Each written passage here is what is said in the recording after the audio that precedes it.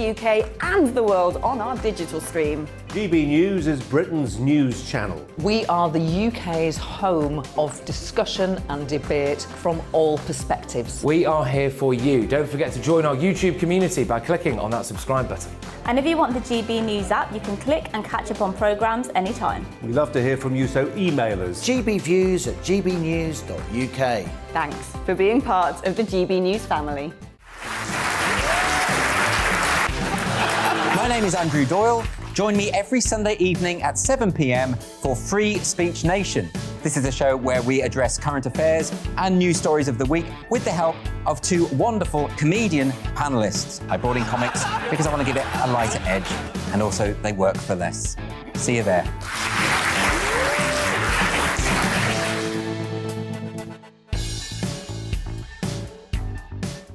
Join my show Farage, 7 p.m. till 8 p.m. Monday through Thursday, and there you will get opinion, analysis, debate, and I'll cover stories that nobody else dares to touch. And then for the last 15 minutes, talking pints. We're over a drink. We have a civilised conversation with someone. We very often disagree, but we do it in a grown-up way. Come and join me on Farage.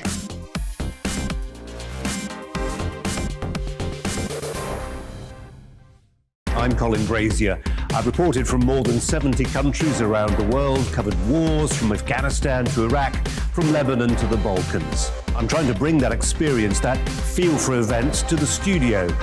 And something else, I'm ready to give an opinion. Today's stories with a spark. Brazier from 8 p.m. weekdays on GB News.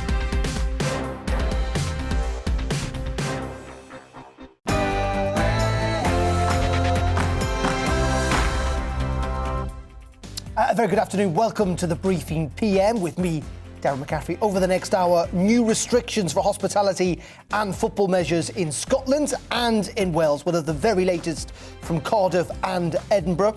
Also, could restrictions be imposed here in England before or after Christmas? We'll have all the latest political news on that.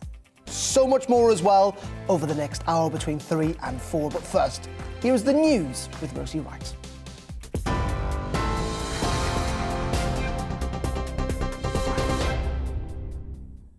Good afternoon, I'm Rosie Wright. This is your news at 3 o'clock. Scotland's First Minister has announced all outdoor events for 3 weeks from Boxing Day will be limited to just 500 people to try to help slow the spread of Omicron. Nicola Sturgeon confirmed that also means the cancellation of Edinburgh's Hogmanay Street Party, and football matches will become effectively spectator-free. All these measures are in place for the next 3 weeks. The restrictions do not apply to private events such as weddings.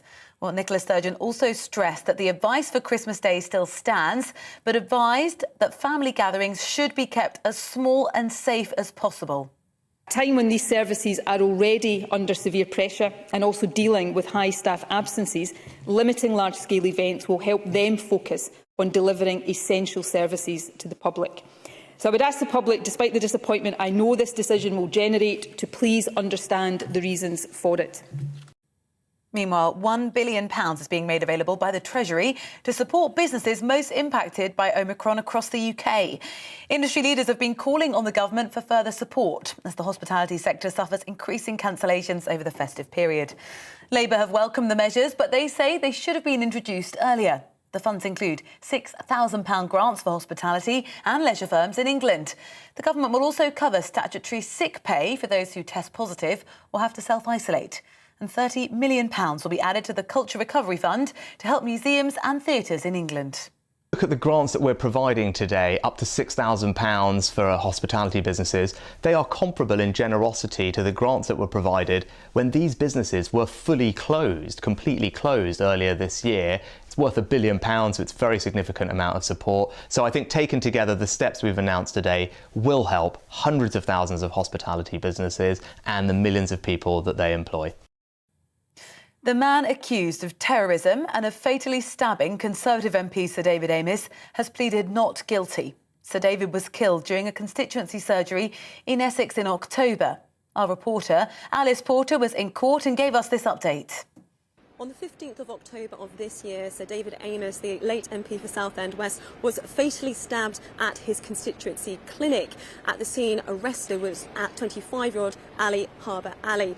He was charged with the murder of Sir David Amos, and today he appeared at the Old Bailey accused of his murder, but also accused of preparing for acts of terrorism between May of last year and September of this year. The court heard that this included a reconnaissance of different locations, including the Houses of Parliament, and looking at different MPs' addresses. Today he has pleaded not guilty to both charges.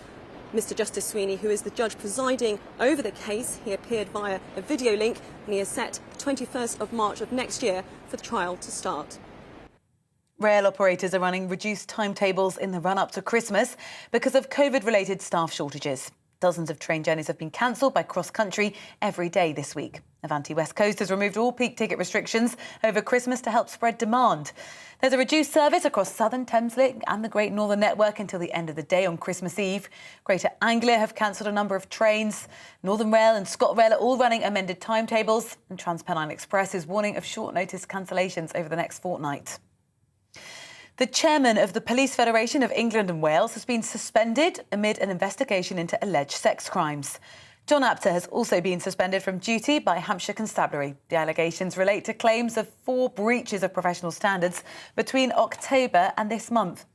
A criminal investigation is also being carried out into the claims of sexual touching on 2 of those occasions. Dubai's ruler has been ordered to pay £554 million to settle a custody battle with his ex-wife over their 2 children. He's going to have to pay the largest sum ever to be granted by a UK court in such a case. The High Court judge ruled the bulk of the payout is for the children's education and lifetime security, and also to address the grave risk posed to them. £251 million will be paid to his ex-wife for the upkeep of their properties, her properties now, and for her future security. Big Ben will chime on New Year's Eve with all the faces of the famous clock tower on display for the first time in 4 years. The Elizabeth Tower and the bell mechanism at the Houses of Parliament have undergone the biggest restoration project in their 160-year history. The bell will be struck 12 times to mark the start of 2022. Works to Big Ben and its tower are due to be completed in the spring. You are up to date. We'll have another update for you in half an hour. Now, the briefing with Darren McCaffrey.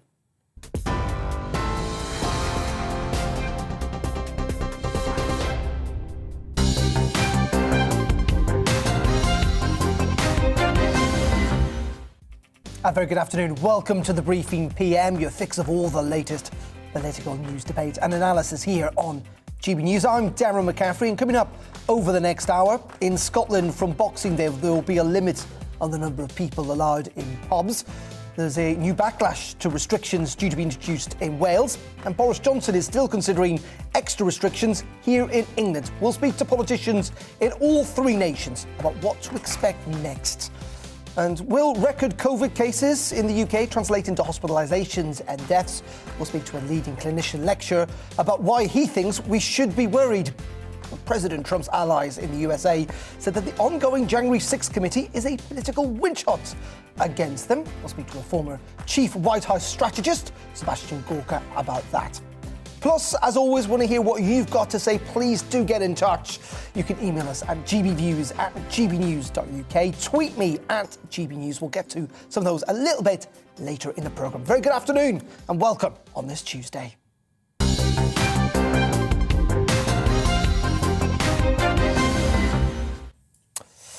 But first, let's start with some breaking news, and let's join Mark White, our Home Affairs and Security Editor, who is stood outside at the Old Bailey, Chelmsford's Crown Court, I should say, this afternoon. Good afternoon, Mark. What's the latest?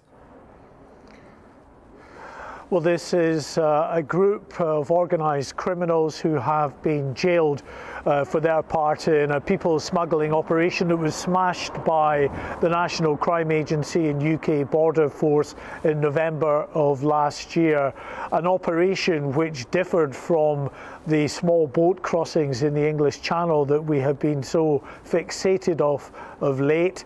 This involved the recommissioning of an old fishing trawler that was was used to smuggle some 69 Albanians across from Ostend in Belgium, across the North Sea in rough conditions on the 17th of November last year, heading for Great Yarmouth, taking a different route in order to, they hoped, usurp the authorities, but the authorities were onto them. They had been alerted to suspicious activity involving this vessel, the Svanik, when it ran aground a few weeks before it embarked on this people smuggling mission.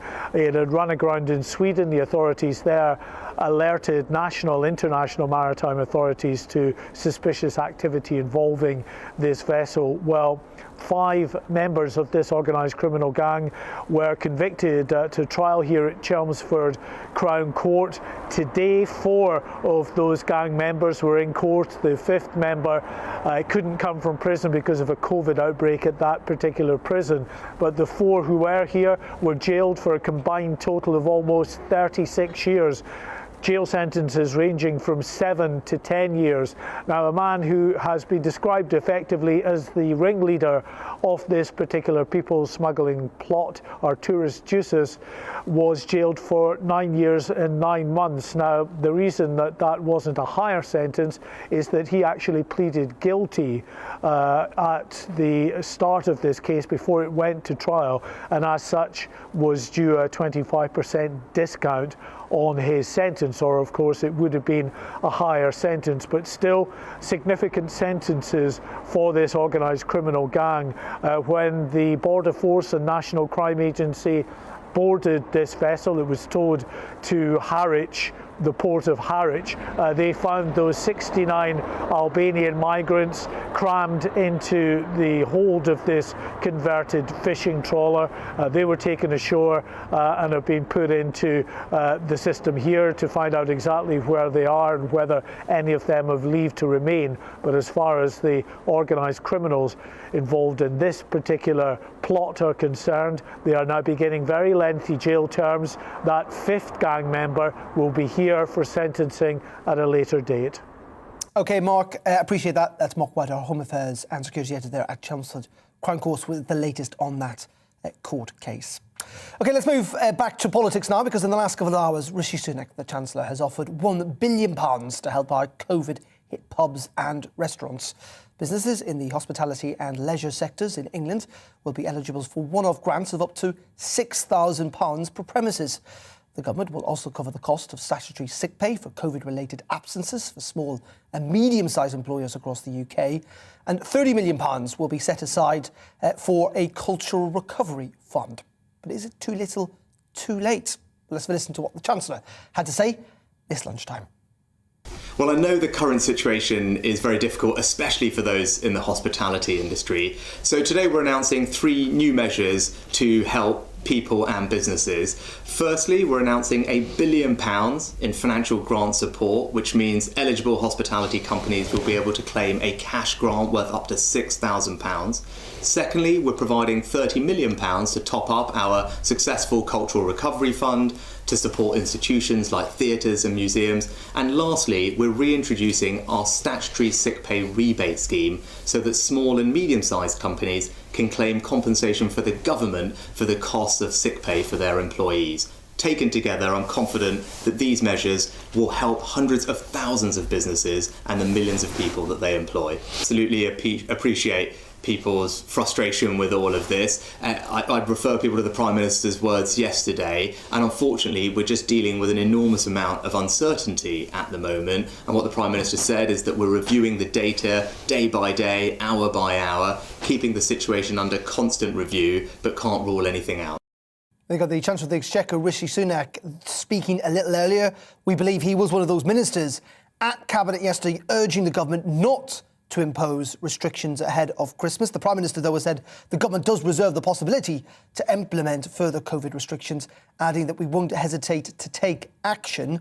SAGE and most scientists do want some form of new restrictions put in place, but Cabinet members, as we've said, reportedly pushing the Prime Minister to hold back, it seems like a majority, off them. This follows that rebellion last week we saw from Conservative MPs. Well, we can speak now to one Tory MP who's been urging the Prime Minister not at the moment to implement any new restrictions. He's Matt Vickers. He's the Conservative member for Stockton South. Very good afternoon to you, Matt. Thank you for joining us here on GB News. Just explain why you think now is not the time, unlike the scientists, or most of the scientists advising the government, to impose restrictions. Good afternoon, Darren. I think that was right. Most of the scientists, some of the scientists. I think in real terms, we know that this thing is spreading like wildfire, but the one thing we don't know is how severe it is. There's lots of talk about the fact that it's less severe, that it's less likely to lead to hospitalisations. And when we make those decisions about locking down, we don't make them in isolation. They're not purely about, the way in which this thing's transmitting. It's actually the decision about the impact on life. It's about the impact on our young people in schools. It's about the impact on mental health. It's the impact on small businesses. And you know what? It's the impact on our NHS. I've seen the impact firsthand in my local hospital. Ending elected surgery for several months on end. I've seen what that's done to the NHS and what those backlogs look like and the impact that's having on people's lives. And you know what? It might be a month or two to me and you, but imagine if it was our last month or two. We've also seen the impact on elderly people suffering isolation, dying alone.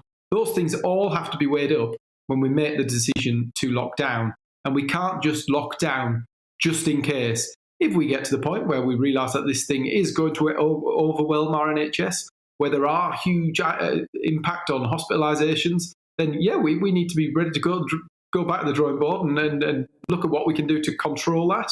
But as it stands, it's not evidenced and we're playing it safe. Can I just pick up on 2 points there? First of all, Chris Whitty was asked about this last week about hospitalisations versus dealing with other health matters. And he said it's almost an inverted argument to suggest that if we don't deal with COVID, somehow we'll be able to deal with other issues. His point is that if we don't deal with COVID cases, they'll just end up with hospitalisations. And that means then the system will collapse. So forget about cancer care, forget about mental health treatment. None of that will be able to happen if the NHS collapses through a sheer weight of hospitalisations caused by COVID, caused by ridiculously high case numbers.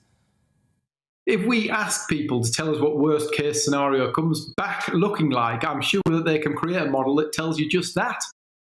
Actually, we know that there is a difference in the level of hospitalisations. We know that vaccinations, do you know what, 30 million people have been vaccinated. 1 million people were vaccinated on Saturday. If that is not having an effect, if we don't learn to live with this, the next variant's probably coming down the line. We need to learn what our response is, because if every time there's a possibility that a variant's going to cause harm, we lock down, life is going to be very grim for a very long time for a lot of people. But it's not talking. I don't think anyone at the moment is talking about locking down. It's putting in potentially sensible restrictions to slow this down. We know it's a hell of a lot more transmissible. We all know that anecdotally.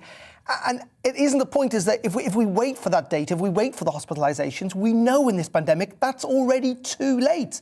Patrick Vallance has repeatedly said it's better to impose moderate restrictions early on rather than waiting to impose a hard lockdown later when it's too late.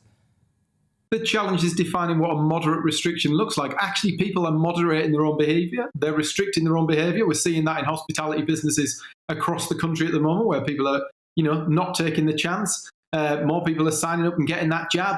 We're giving people individual responsibility and they're rising to the challenge. It's what those restrictions look like and it's what those impacts are on people's daily lives.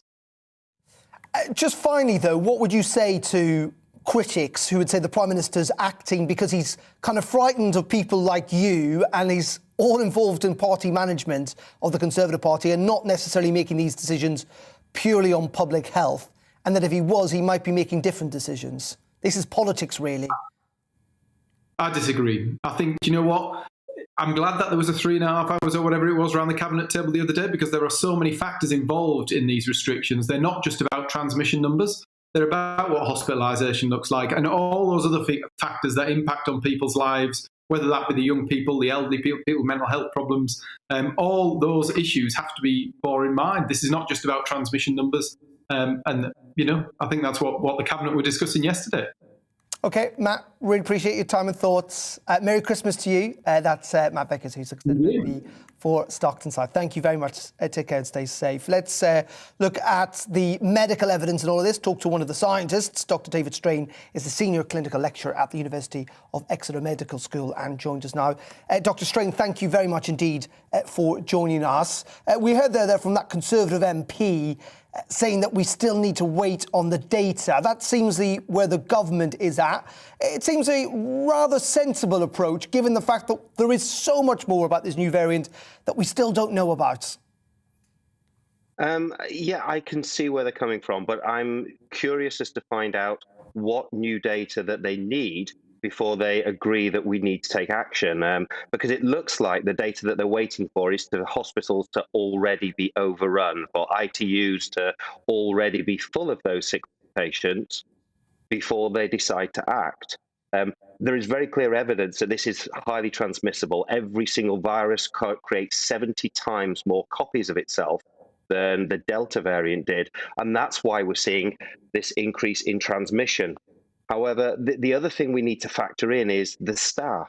The way that this is spreading at the moment, within a very short time frame, we're going to have 35, 50,000 healthcare workers who are unable to work because they have COVID or are isolating with active COVID. Now, the vaccine is a brilliant last line of defense. It stops people getting sick. It stops them going into hospital. But if they're sick for other reasons, it won't stop them ending up with a much poorer outcome, whether that be your cancer, whether that be your lymphoma, whether that be just going in for any other operation. Having COVID causes a poorer outcome. If we've got 50,000 healthcare workers that are not there to look after these patients, then we can't provide those other services. And these are all the things that we do need to factor in when we're talking about controlling the virus and controlling the spread. Is that your message then to Matt and others about this idea that we need to learn to live with this virus? You know, there are suggestions that actually in the end we can't just keep imposing restrictions on the lives every time there's a new variant, considering this virus isn't going to go away. We are all hoping that at some point in the near future, this virus mutates into a version that's no more severe than the flu. That hasn't happened yet. That's what we all want. None of us want further lockdowns. None of us want to continue this existence. But until we're in a position that we have a good defense all the way from beginning through to the end, we need to take things cautiously. As I say, a vaccine is a brilliant last line of defense. Effectively, that's your own personal goalkeeper that stops you going into ITU. But just because you have a brilliant goalkeeper doesn't mean you should lose your defenders, doesn't mean you should lose your midfielders. And that's what the masks, that's what the social distancing, that's what the reducing big gatherings are. They are the first line of defense that hopefully means that we don't need to get called upon for that last line of defense. And just very finally, Dr. Strain, you know, there'll be a lot of people watching who may be changing their behaviour, some who will not be and are determined to have as normal a Christmas as possible. It seems very unlikely we're going to see actual restrictions put in place by the government here in England before Christmas Day. What would your advice be, as a doctor, frankly, to people over the next couple of days and indeed over the Christmas period? So I just want to re-echo what Chris Whitty said, because he gave exactly the right message. You need to decide what is important. If you want to get together with your older relatives, if you want to get together with your grandparents or anyone who's vulnerable, avoid the big gatherings between now and then. Because even if you are double or even booster vaccinated, you can still catch and spread this virus to those vulnerable adults. If Christmas for you is a young couple who are both double or booster vaccinated, you're not meeting with anyone who is extremely vulnerable, then actually get out and enjoy yourself. Because for that small group of people, then actually the risk of COVID for you, if you are properly vaccinated and boosted, is relatively minimal. The last thing is for anybody who still hasn't got round to getting their booster for whatever reason, or their first vaccination, now is the time to do it. That booster is the single best protection that will reduce your risk of ending up in hospital.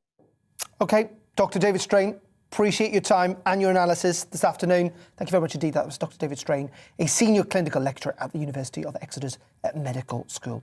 OK, we're going to pause there on GB News and the briefing. Coming up next, restrictions are going to be put in place in Scotland and Wales. We'll be in Cardiff and Edinburgh with the very latest. But first, let's get you the weather on this Tuesday afternoon. See you in a couple of minutes. It's time to remind ourselves there's always another winter. Canary Islands sponsors the weather. Hello again. Some brighter skies for some tomorrow before more cloud and rain arrives from the west. However, backtrack to this evening and high pressure still firmly in charge as it has been for the last week or so. And what that means, calm conditions and a cold night. But it is waning towards the near continent, allowing milder air to come from the west and also bands of rain. And we'll see that as we head through into Christmas Day.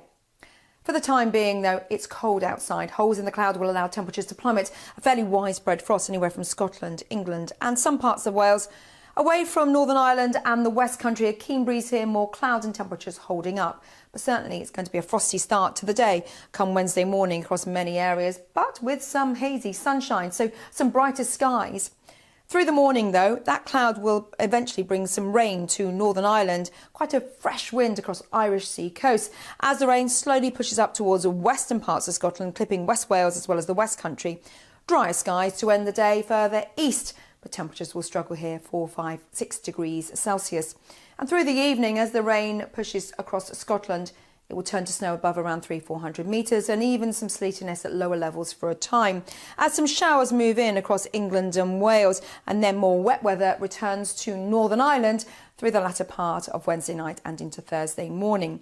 However, the key feature of the weather as we head through Thursday, yes, there'll be quite windy in places, outbreaks of rain, but the temperatures will be a few degrees higher, certainly feeling milder across England and Wales and Northern Ireland. Still a lot of rain, though, just grinding to a halt across Scotland, and a keen breeze across the far north as more rain pushes in across Wales and the West Country later, and also that brisk wind.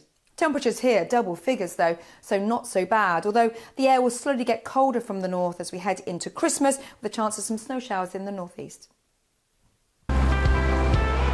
Canary Islands sponsors the weather. My name is Andrew Doyle. Join me every Sunday evening at 7 p.m. for Free Speech Nation. This is a show where we address current affairs and news stories of the week with the help of two wonderful comedian panellists. I brought in comics because I want to give it a lighter edge, and also they work for less. See you there.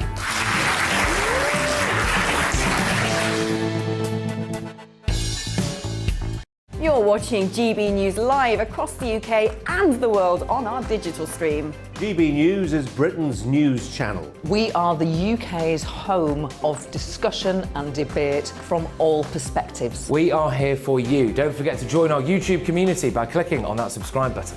And if you want the GB News app, you can click and catch up on programmes anytime. We love to hear from you, so email us. gbviews@gbnews.uk. Thanks for being part of the GB News family. My name is Andrew Doyle. Join me every Sunday evening at 7 p.m. for Free Speech Nation.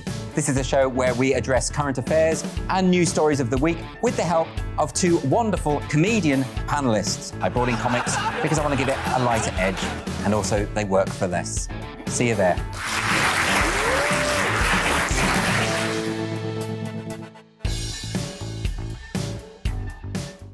Join my show Farage, 7 p.m. till 8 p.m. Monday through Thursday. And there you will get opinion, analysis, debate, and I'll cover stories that nobody else dares to touch.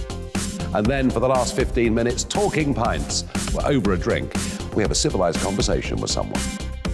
We very often disagree, but we do it in a grown-up way. Come and join me on Farage.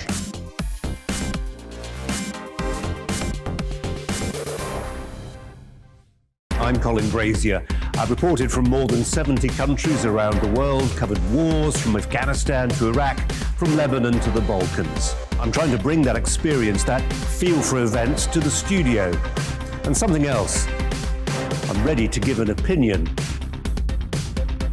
Today's stories with a spark. Brazier from 8 p.m. weekdays on GB News. Join us for the Political Correction.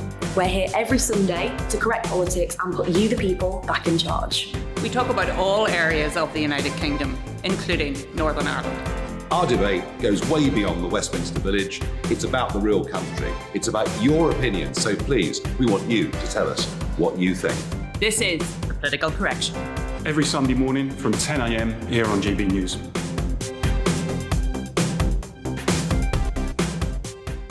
You're watching GB News live across the UK, the world and our digital stream. GB News is Britain's news channel. We are the UK's home of discussion and debate from all perspectives. We're here for you. Don't forget to join our community by hitting the subscribe button.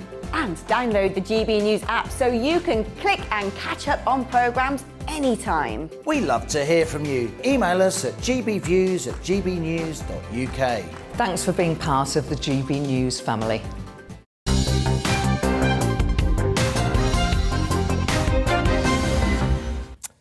Very welcome back to the briefing on this Tuesday afternoon. The time coming up to 3:30. Thank you for your company. Now, Wales will need more restrictions to keep the country safe. That's according to a senior Welsh Government minister this afternoon. Ministers considering there whether they need further restrictions or measures put in place after Christmas. Well, let's now speak to the leader of the Welsh Tories. They want to see the Welsh Senate or Parliament recalled so they can scrutinise many of these new regulations that are being brought in. A very good afternoon to you, Andrew Davis there, who is joining us from Cardiff.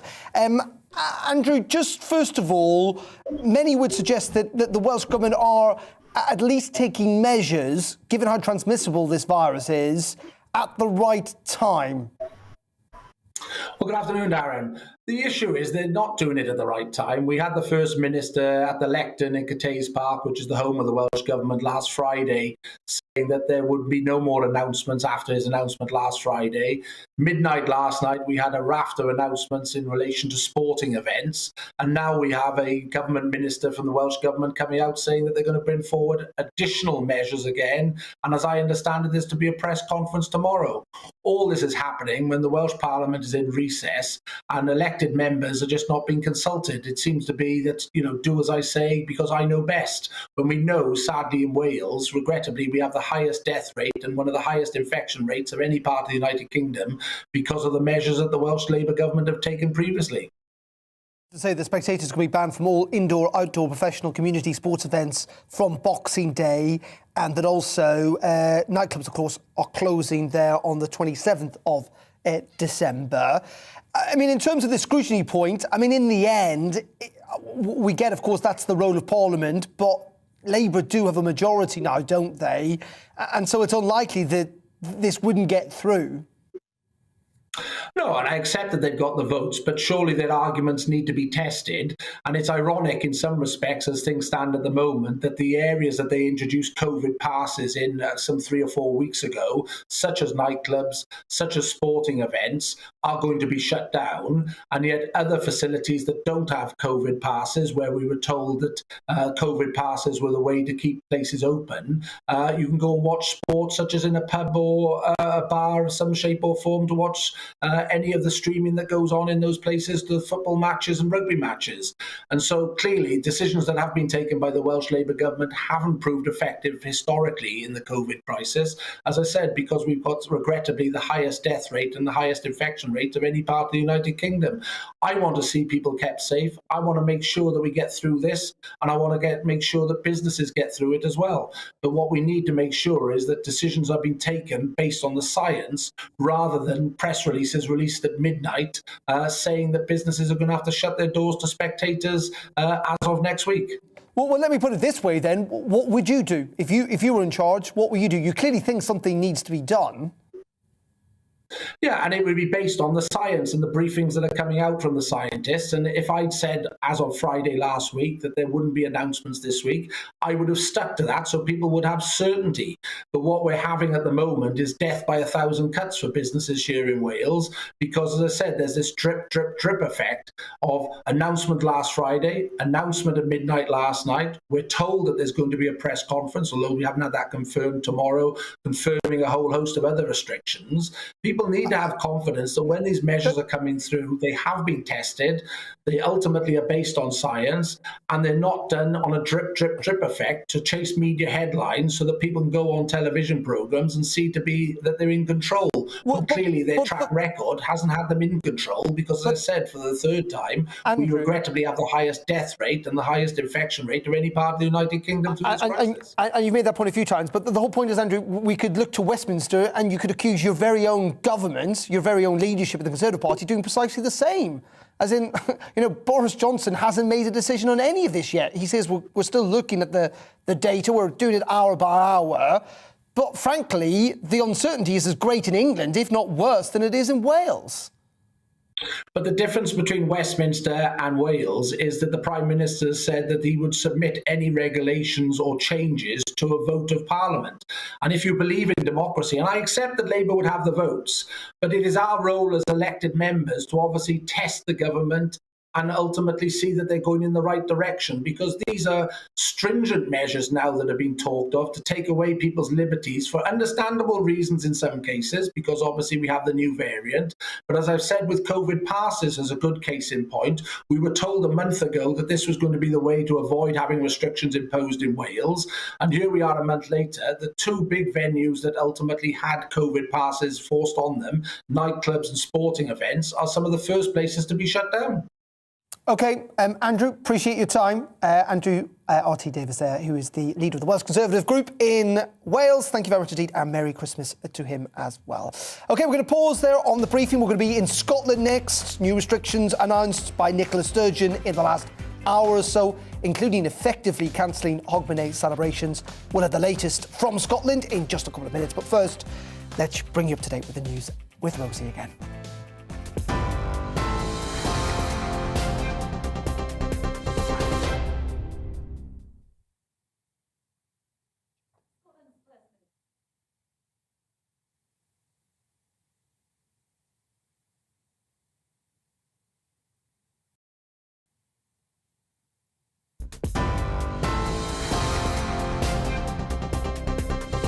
You're watching GB News live across the UK and the world on our digital stream. GB News is Britain's news channel. We are the UK's home of discussion and debate from all perspectives. We are here for you. Don't forget to join our YouTube community by clicking on that subscribe button.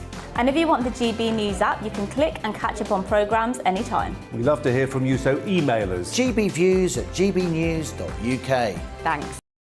Of the GB News family. My name is Andrew Doyle. Join me every Sunday evening at 7 p.m. for Free Speech Nation. This is a show where we address current affairs and news stories of the week with the help of two wonderful comedian panellists. I brought in comics because I want to give it a lighter edge, and also they work for less. See you there.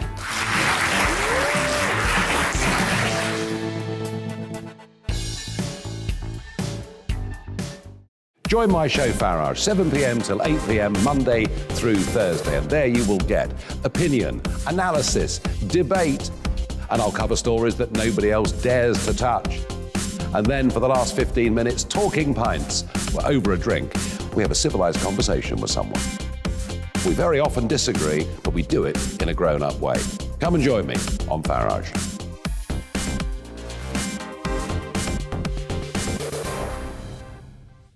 I'm Colin Brazier.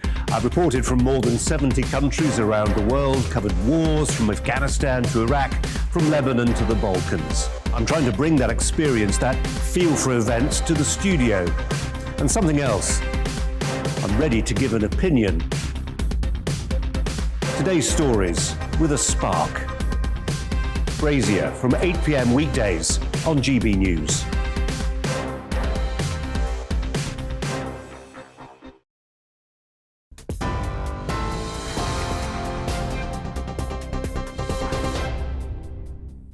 Apologies for that technical difficulty. Let's give it a go now. I'm Rosie Wright. Here are the latest headlines. Scotland's First Minister has announced all outdoor events for 3 weeks from Boxing Day will be limited to just 500 people to try to help slow the spread of Omicron. Nicola Sturgeon confirmed that also means the cancellation of Edinburgh's Hogmanay Street Party, and football matches will become effectively spectator-free. All these measures are in place for the next 3 weeks. The restrictions do not apply to private events such as weddings. She's also stressed that advice for Christmas Day still stands, but advised that family gatherings should be kept as small and safe as possible. The Chancellor has pledged £1 billion to support businesses most impacted by Omicron across the UK. It includes one-off £6,000 grants for hospitality and leisure firms in England.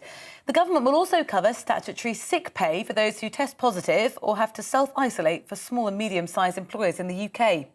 Labour have welcomed the measures, but they say they should have been introduced earlier. The man accused of terrorism and of fatally stabbing Conservative MP Sir David Amess has pleaded not guilty. Ali Harbour Ali is charged with the murder of Sir David during a constituency surgery in Essex in October. The 25-year-old is also charged with preparing acts of terrorism between May 2019 and September this year. A full trial is expected to be held in March. Now, Big Ben will finally chime on New Year's Eve with all of the famous faces of the clock tower on display for the first time in 4 years. The Elizabeth Tower and the bell mechanism at the Houses of Parliament have undergone the biggest restoration project in their 160-year history. The bell will be struck 12 times to mark the start of 2022. Works to Big Ben and its tower are due to be completed in the spring. There's a full update for you at 4 o'clock.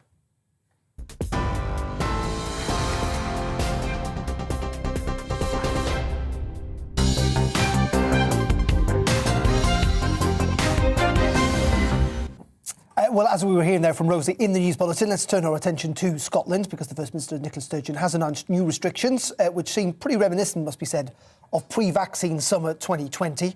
From the 26th of December, so Boxing Day, only 3 households will be allowed to meet. For indoor standing events, the limit will be 100. Outdoor, it will be 500 seated or standing.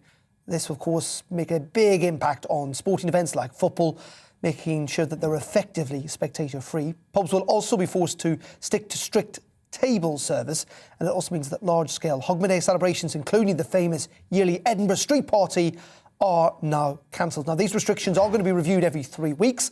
However, the First Minister's refused to rule out more curbs if the spread does not slow down. Let's have a look at what Nicola Sturgeon had to say in the Scottish Parliament a little earlier. So first, from the 26th of December, inclusive of that date, for a period of up to 3 weeks, we intend to place limits on the size of live public events that can take place. This does not apply, let me stress, to private life events such as weddings. For indoor standing events, the limit will be 100. For indoor seated events, it will be 200. And for outdoor events, 500 seated or standing. Physical distancing of 1 metre will be required at events that go ahead within these limits. This will, of course, make sports matches, including football, effectively spectator-free over this 3-week period, a situation similar to that in Wales from Boxing Day. And it will also mean, unfortunately, that large-scale Hogmanay celebrations, including that planned here in our capital city, will not proceed. I know how disappointing this will be for those looking forward to these events and for the organisers of them. But I want to underline why we think this difficult decision is necessary. Firstly, we know that the much higher transmissibility of Omicron means large gatherings have the potential to become very rapid super-spreader events, putting large numbers at risk of getting infected very quickly. Limiting these events helps reduce the risk of widespread transmission. It also cuts down the transmission risk associated with travel to and from such events. And second, and this is not an insignificant point, these large events put an additional burden on emergency services, especially the police and ambulance services. At a time when these services are already under severe pressure and also dealing with high staff absences, limiting large-scale events will help them focus on delivering essential services to the public. So I would ask the public, despite the disappointment I know this decision will generate, to please understand the reasons for it. Second, we intend to issue guidance to the effect that non-professional indoor contact sports for adults should not take place during up to a 3-week period from 26 December. This is because these activities where physical distancing is not possible also create a heightened risk of transmission. And finally, from the 27th of December, again for up to 3 weeks, we intend to introduce some further protections in hospitality settings and other indoor public places to reduce transmission risk in what are, through no fault of those who run such venues, higher risk environments. I can confirm that a requirement for table service only will be reintroduced for venues serving alcohol for consumption on the premises, and we will also ask indoor hospitality and leisure venues to ensure 1 metre distance, not within but between groups of people who are attending together. And we will continue to advise, as I set out last week, people that if they are attending indoor hospitality or leisure venues, and remember our core advice remains to minimise this, there should be no more than 3 households represented in any group.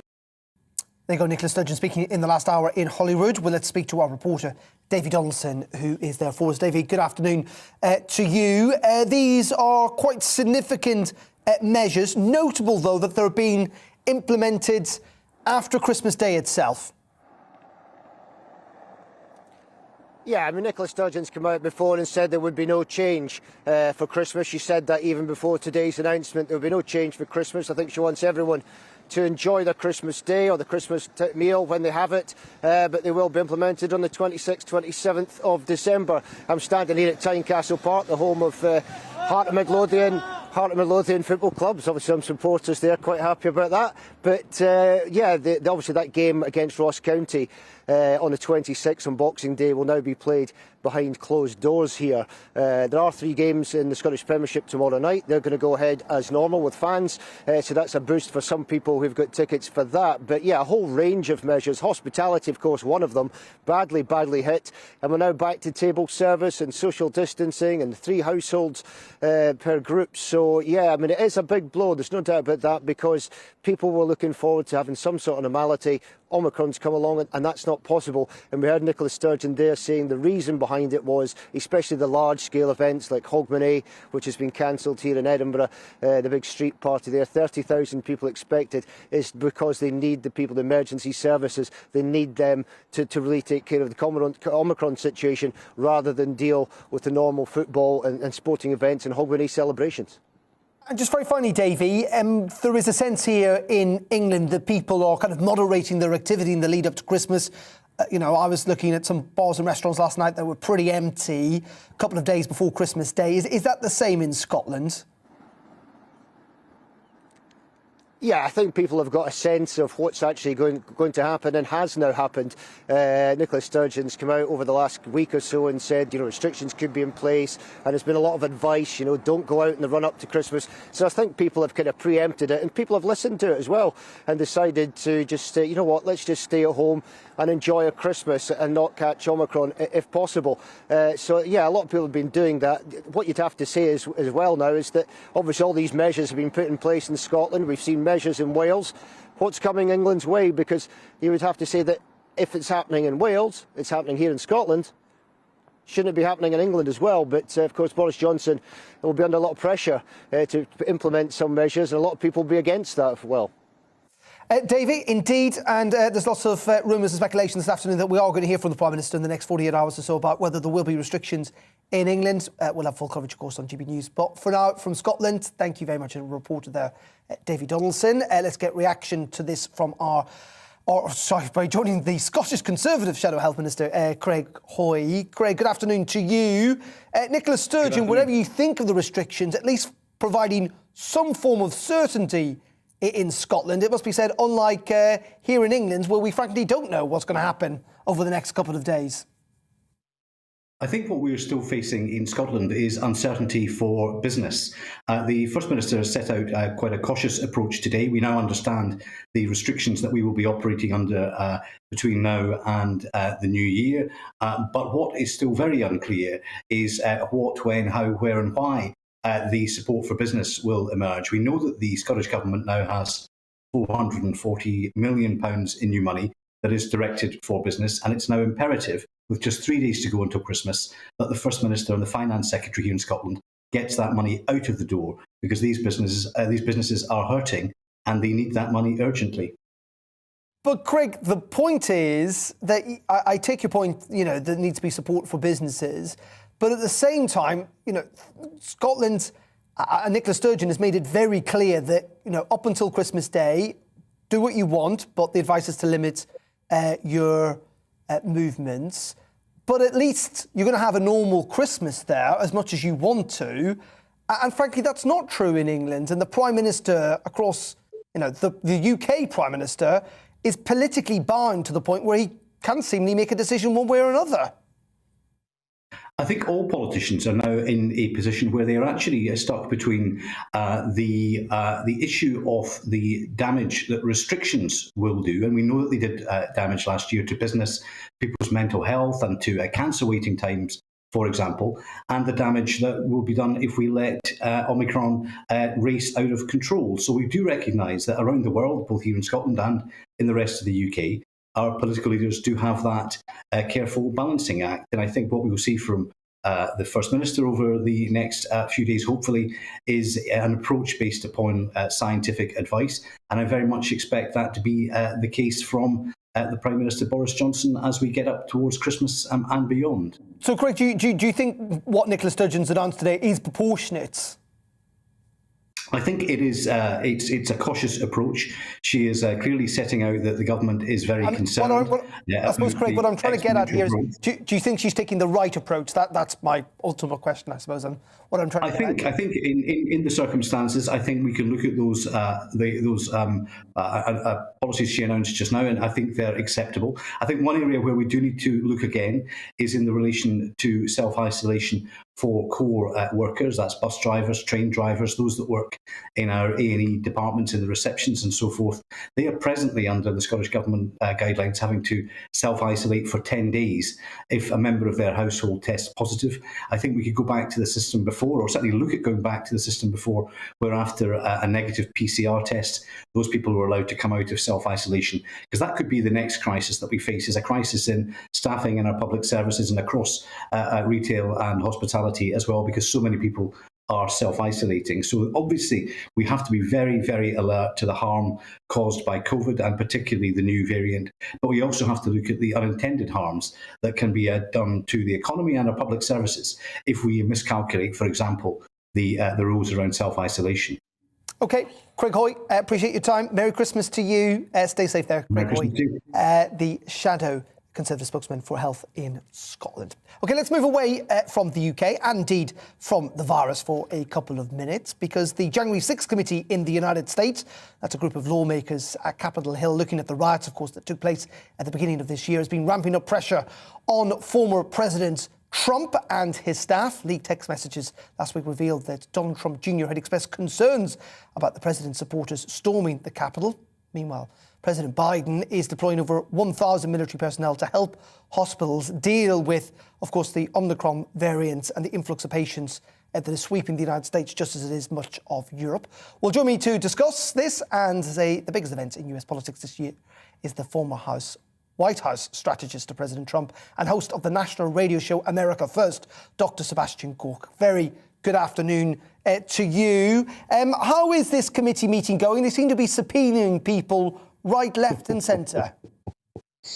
Right, me included, Darren. So I got home Saturday afternoon to a very unpleasant early Christmas present, a FedEx envelope with a document package from Verizon, the cell phone carrier, that had been subpoenaed by the House January 6th committee for my phone records. Despite the fact I didn't speak on January the 6th, I was slated to give a speech at the Supreme Court, which didn't occur because the president's speech went over. So they're out of control. They're desperate. When a person who committed no crime, who didn't give a speech on January the 6th, is having his privacy rights violated, you know the Democrats are out of control. President Trump, I've just read, is due to give a press conference on January 6th next year, so in a couple of weeks' time, clearly on the anniversary. Where is he in all of this? I mean, is this doing him any political damage, or, as it seems from this side of the Atlantic, that it seems to be stoking up his supporters even more? Well, I revealed the subpoena for my phone records yesterday in Phoenix at something called America First, where we had 10,000 patriots in one room from all across the country. So this is the biggest own goal of the Democrats and Nancy Pelosi we've ever seen. After trying to impeach President Trump twice once after he'd left office. That's how insane they are. They are demonstrating how truly out of control they become. Why? We've had hundreds of arrests. We've had grandmothers put in solitary confinement because they quote unquote trespassed on the property of Capitol Hill. So this is a boomerang, and they know that they're going to get shellacked in the midterm elections next year. So President Trump is showing the Democrats for who they are. And we look at the figures, 70%, down 70% of Democrats polled say Biden shouldn't run again. His popularity is in the toilet, and his vice president, Kamala, is even worse, in the 20s. That's how unpopular she is. So this is the sign of a party in a tailspin. And President Trump, I guarantee you, will be running in 2024. And if we can stop the cheating and the fraud, he will stroll back into the White House. I see he got booed last night, though, by some of his supporters after telling them that he'd received the booster to the vaccine. Yeah, there was the very, very pathetic little instance in front of the Bill O'Reilly event where a small group of people who are, I don't know, psychotically anti-vax. I haven't been vaccinated, but my argument, just as they've said with abortion for decades, my body, my choice. If you're vulnerable, if you're in a certain age cohort, if you've got comorbidities, go ahead, make that choice, but it should be between you and your doctor. President Trump is in his 70s, and he made the decision, as is his right to do so. So it's not about anti-vax via vax. It's about sovereignty of your body, and it's about common sense. When we've got children being vaccinated, and the mortality rate for COVID is 0.05% for children, guys, put a brake on your insanity and don't be science deniers. What you're seeing across the world is a denial of science. Yes, it's real. Yes, it can be scary, but we don't isolate and we don't quarantine healthy people, and we don't vaccinate children for things that literally are not a danger to them. Well, I know, but of course, as you've rightly pointed out, that decision is up to parents to a large degree. Should be. Well, indeed, yeah, should indeed be, it is. absolutely. Well, I mean, both in the United States. No, hang on. But it's not. In America, we're having children. This is not look it up. If your viewers don't believe this, in New York, children were bribed by school authorities with slices of pizza to get vaccinated without their parents' knowledge. That is wrong. I don't care where you live. Okay, and just let's finally end on President Biden. You know, he's going to be president for the next couple of years. As we saw, of course, last year with the election in the United States, things can change very, very quickly indeed. But all the eyes will be on the midterm, won't they, in November? The midterms, absolutely. But the idea that he's going to be president for another 3 years, I sincerely doubt it. When you've got very sober journalists like Chad Pilgrim of Fox, never known for hyperbole, saying he's seen emails from Democrats on Capitol Hill who are being told, prepare yourselves for the regulations on how to replace a vice president. That means they are organizing the deck chairs on the Titanic. They know how unpopular he is, whether it's inflation, the open border, 2 million illegal immigrants in the last 11 months. I don't think this senile old man in the White House is going to last another 3 years, honestly. Well, I'm not entirely sure we could call the President of the United States senile. He is the President of the United States, after all. Your open President, your eyes. Sebastian. Open your eyes. Thank you. We have run out of time. Sebastian Corker there joining us from Washington. Merry Christmas to you. And indeed to everyone in the United States. That is it for today. I'm back again tomorrow at 3. Tom is here at 9. Up next, it's Alex with the afternoon agenda. But first, the weather. See you tomorrow. It's time to remind ourselves there's always another winter. Canary Islands sponsors the weather. Hello again. Some brighter skies for some tomorrow before more cloud and rain arrives from the west. However, backtrack to this evening and high pressure still firmly in charge, as it has been for the last week or so.